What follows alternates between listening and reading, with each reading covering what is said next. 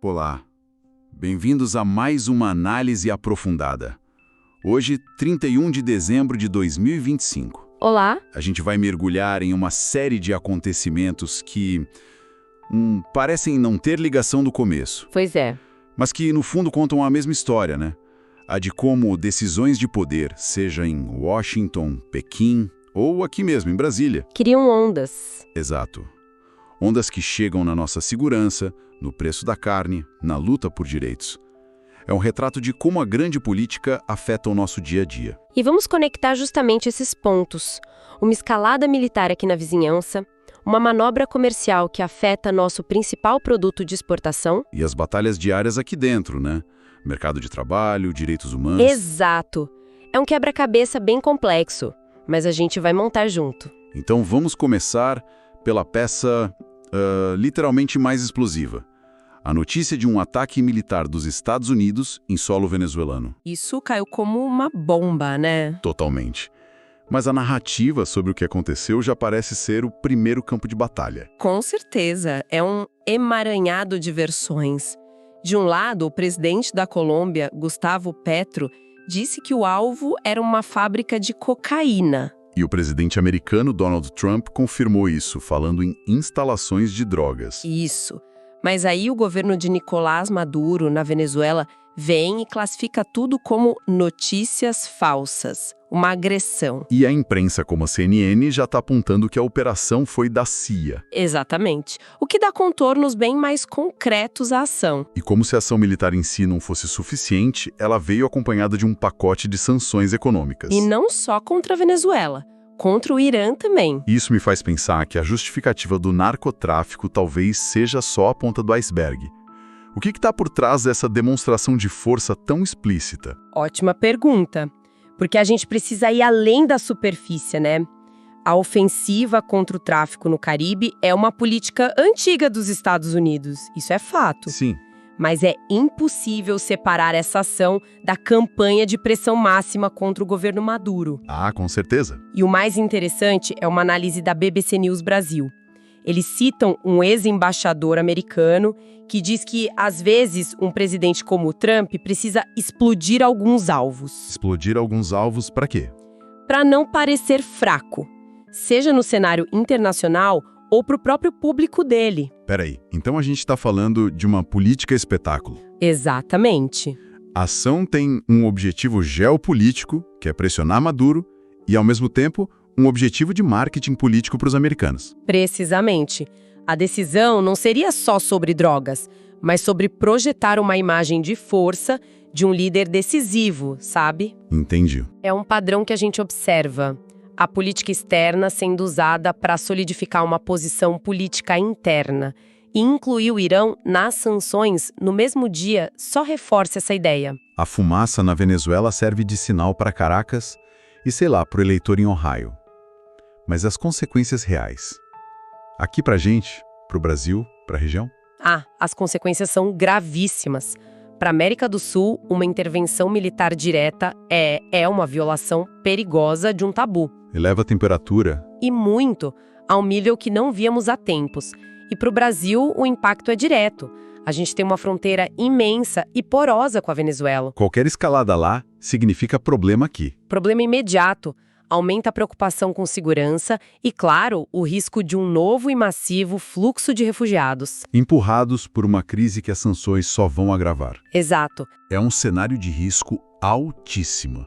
Se a gente fosse traduzir isso para uma questão de concurso, qual seria o foco da banca? Bom, o ponto nevrálgico que com certeza seria explorado são dois pilares do direito internacional. Atenção para o conceito de soberania nacional e o princípio da não intervenção. Pilares da Carta da ONU. Exato. Uma ação militar unilateral em território estrangeiro sem autorização do Conselho de Segurança Desafia tudo isso. desafia diretamente. A banca pode apresentar o caso e pedir uma análise da legalidade, ou até conectar com a doutrina Monroe. Isso é cara de prova. Fico alerta. E essa ideia de ação unilateral com consequência econômica não se limita ao campo militar, né? Essa semana, a China usou uma tática parecida, mas com armas comerciais. E o alvo fomos nós. Exato. A arma foi diferente, mas a lógica de demonstração de força econômica é bem similar. O governo chinês anunciou uma tarifa de 55% sobre a importação de carne bovina brasileira. 55%? É um torpedo na linha d'água do nosso agronegócio. Totalmente. Mas isso não só um pouco contraditório? A China precisa de comida, depende de importação. Taxar a nossa carne não prejudica o consumidor chinês também? Qual o cálculo deles? Essa é a pergunta de US$ 1 bilhão. A resposta é que o protecionismo raramente é simples. Sim, pode gerar inflação para eles, mas o cálculo chinês é mais complexo. Certo. Primeiro, pode ser para proteger os produtores locais deles, que talvez não consigam competir com o nosso preço. Ok, faz sentido. Segundo, é uma mensagem política. O Brasil fez ou disse algo que Pequim não gostou. As tarifas podem ser uma retaliação. Uma espécie de punição diplomática. Pode ser. E terceiro, e talvez o mais estratégico, pode ser uma forma de forçar o Brasil a negociar outras pautas, usando a carne como moeda de troca. Entendi. E do nosso lado, o impacto é devastador, imagino. Devastador é a palavra. A China é nosso maior comprador. A gente está falando de um risco de prejuízos bilionários para toda a cadeia produtiva. Dos pecuaristas aos grandes frigoríficos. Exato. Isso abala a nossa balança comercial de um jeito bem significativo. E para o consumidor comum, aqui no Brasil, que vai no açougue, tem algum efeito? Curiosamente, sim. E é um efeito paradoxal. Como assim? Com a porta da China se fechando, uma quantidade enorme de carne fica aqui, um mercado interno. Mais oferta. Exato. E pela lei da oferta e da procura, um aumento súbito na oferta pode, a curto prazo, derrubar os preços no supermercado. O que parece bom, parece. Mas é um alívio temporário que mascara um problema bem maior. A longo prazo, a instabilidade no setor pode levar a demissões, menos investimento. E aí o preço sobe de novo no futuro. E a economia toda sente. É um equilíbrio muito delicado. Isso parece um prato cheio para uma questão de economia, o que o concurseiro não pode deixar de saber aqui. O ponto-chave aqui é entender a dinâmica de uma guerra comercial. É fundamental entender como barreiras tarifárias, como essa taxa de 55%, e também as não tarifárias. Como exigências sanitárias. Isso, como elas são usadas como ferramentas de política externa e econômica. As bancas adoram explorar a dependência comercial do Brasil com a China, e esse caso é um exemplo perfeito. Ok. Então, enquanto o agro lida com essa pressão externa, vamos olhar para dentro. Como está o nosso mercado de trabalho? Tivemos uma notícia que parece muito boa. Sim, um dado que enche os olhos. A taxa de desemprego, segundo o IBGE, caiu para 5,2% em novembro. É o menor índice desde 2012. Numa primeira leitura é para comemorar. Sim, é um sinal de aquecimento da economia. Mas sempre tem um mas, né? Um número tão baixo significa que a vida do trabalhador melhorou de fato? Exatamente aí que mora o perigo da análise superficial. A grande questão é a qualidade desses empregos. Se são formais ou informais. Exato. Essa queda foi por vagas com carteira assinada, com direitos, férias, 13º, ou foi um crescimento da informalidade, do trabalho por conta própria? Dos bicos? Isso. Um país pode ter desemprego baixo, mas com uma massa de trabalhadores em situação precária, com baixa renda e sem proteção. É preciso mergulhar nos dados para entender a história completa. E falando em direitos, teve outra notícia importante, do Judiciário Trabalhista, envolvendo os Correios. O TST deu um desfecho para uma longa greve. Sim, uma greve de 16 dias que terminou com uma decisão que muitos chamaram de salomônica. Por quê? Porque o TST considerou que a greve não foi abusiva, o que é uma vitória para os trabalhadores, valida o movimento. Certo. Mas, por outro lado, o tribunal autorizou a empresa a descontar os dias parados do salário, o que era o que os Correios queriam. Parece uma tentativa de não dar vitória completa para ninguém. Qual a lógica por trás disso? A lógica é a ponderação de princípios constitucionais. De um lado, você tem o direito fundamental à greve, garantido pela Constituição. Artigo novo. Isso. E do outro, a necessidade de garantir a continuidade de um serviço essencial. O TST tentou equilibrar os dois pratos. Exatamente. Ao dizer que a greve não foi abusiva, ele protege o direito de manifestação. Ao permitir o desconto, ele impõe uma consequência pela paralisação e reconhece o impacto para a empresa. E essa decisão pode influenciar outras greves no futuro. Ah, com certeza. Ela cria o que a gente chama de jurisprudência, um precedente importante. Vira um balizador. Exato. Sindicatos e empresas de outros setores essenciais vão olhar para essa decisão. Ela sinaliza que o direito de greve é assegurado, mas não é absoluto. Entendi. Diante desses dois fatos, o desemprego e a greve, que conceitos o concurseiro precisa ter na ponta da língua? Bom, em economia, é crucial dominar o que compõe a população economicamente ativa, a PEA, e como a taxa de desemprego é calculada. Entender a metodologia do IBGE. Isso.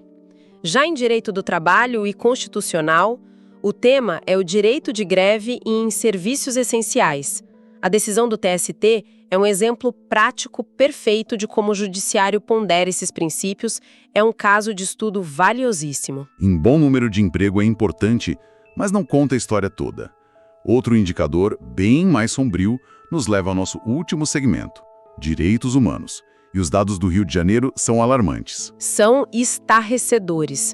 Mais de 71 mil mulheres foram vítimas de algum tipo de violência no estado do Rio de Janeiro só em 2025. 71 mil. Não é um número, é uma epidemia. Expõe de forma trágica a persistência de um problema que é estrutural na nossa sociedade. A cultura do machismo. Da misoginia, que normaliza e perpetua a violência de gênero. E em meio a esse cenário tão brutal do presente, surge uma ação do governo que nos força a olhar para a violência do passado.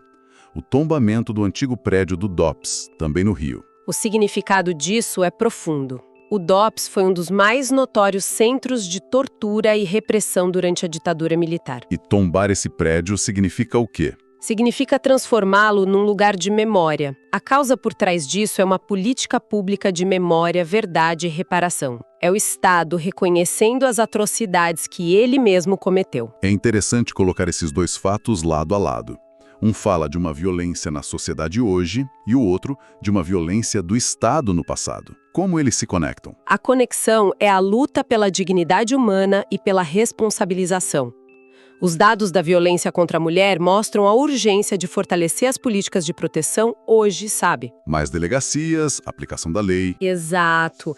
E o tombamento do DOPS é um ato de reparação simbólica às vítimas da ditadura e um instrumento pedagógico. Para ensinar sobre o passado. Isso. Ele nos ensina sobre o que acontece quando o Estado se volta contra os cidadãos. Fortalecer a memória do autoritarismo de ontem é uma forma de fortalecer as defesas da democracia contra a violência de hoje. Uma conexão muito poderosa. E para fechar, como esses temas tão sensíveis podem ser abordados numa prova? As bancas costumam ser bem diretas aqui.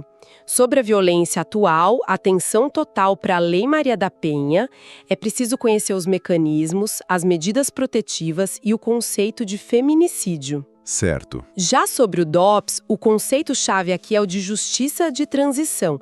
Esse é um tema importantíssimo em direitos humanos. Envolve o direito à memória, à verdade, à reparação. E a garantia de não repetição. Perfeito. O tombamento do prédio é a materialização desses pilares da memória e da verdade. Isso é cara de prova. Uma análise muito completa. Depois de percorrer esse caminho todo, da Venezuela à China, do mercado de trabalho aos porões da ditadura, fica uma reflexão final, né? Fica. A gente viu como as pressões geopolíticas e as guerras comerciais dominam a agenda. Até que ponto a urgência em responder a essas crises externas não acaba desviando o foco E os recursos? de problemas internos igualmente urgentes, como a violência de gênero e a precarização do trabalho. É a grande questão da governança. Equilibrar as demandas urgentes do cenário internacional com as necessidades crônicas da própria população é um desafio constante. E nem sempre as vozes dos mais vulneráveis são as mais ouvidas. Exatamente. Elas têm mais dificuldade em serem ouvidas em meio ao barulho das crises externas. Fica a reflexão. As fontes para a nossa análise de hoje foram Agência Brasil, CNN Brasil, Metrópolis, R7, BBC News Brasil, Poder 360 e Terra. E para mais análises diárias focadas no seu concurso, se inscreva no nosso canal do YouTube. Até a próxima!